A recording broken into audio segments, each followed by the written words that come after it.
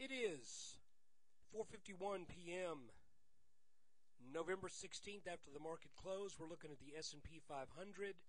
I'm doing this kind of a stopgap measure. My main computer, RAID 1, went down today. It's rebuilding, and apparently something got corrupted in the system files. So until it rebuilds and I can repair my operating system, I'm doing this on another computer.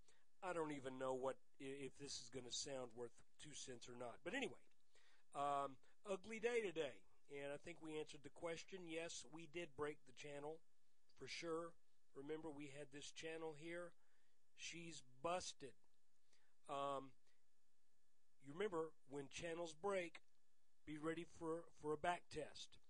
Now, the other thing is, the big picture still hasn't changed. We still have this inverse head and shoulders here that still says we should be getting to 1240 to 1250. It's just not going to happen in one fell swoop. It's going to take a little bit longer. What I'm looking at right now, when you trade a head and shoulders pattern, and for this exercise we'll call it an inverse head and shoulders because that's what we're dealing with. When you trade one of these, there are 3 textbook places that you want to make the trade. The first is on a touch of the line that crosses over the top of the bottom of the head and the bottom of the right shoulder. Now, this pattern is fairly shallow. It's got a large shoulder, a head, and a large shoulder.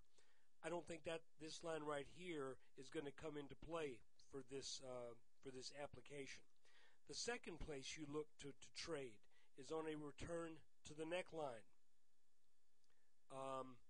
That's still got a good ways to go.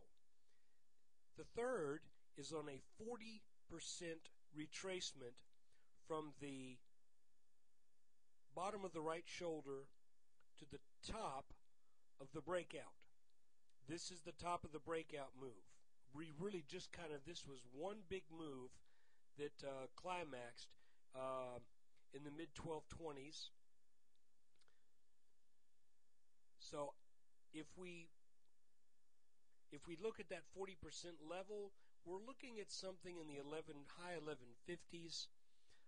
So maybe this has another 20 points downside left before you reach what most people consider the first of 3 buy points in trading in inverse head and shoulders. And the way you trade that is there are 3 defined targets. You go long on the one that hits first. So anyway, that's where we are in the S&P 500. And like I said, ugly day. This broke. Look for a potential back test of this line right here. That would not be an unusual thing. The markets took a lot got taken out of the markets today, and if we move in on a little bit closer look at it,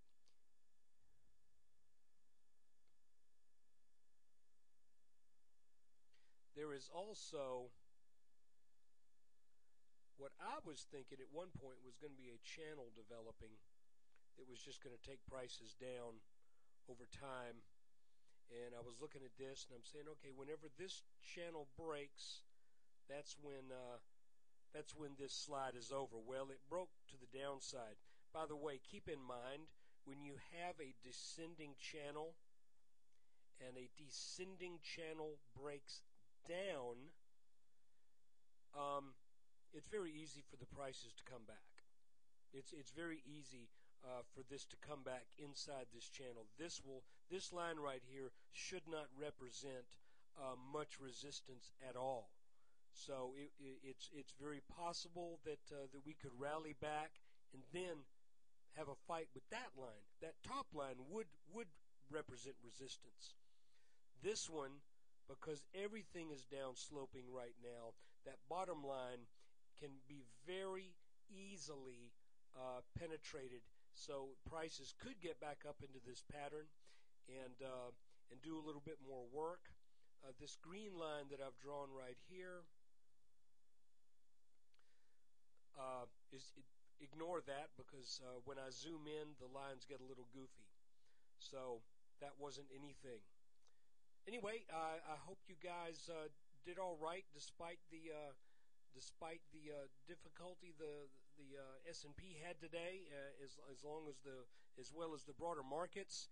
And thanks for putting up with this video being done kind of in a stopgap measure on a spare computer. And again, don't take my word for anything. You need to make up your own minds with your money what's right for you. Thanks. Oh, go visit freechartvideos.com.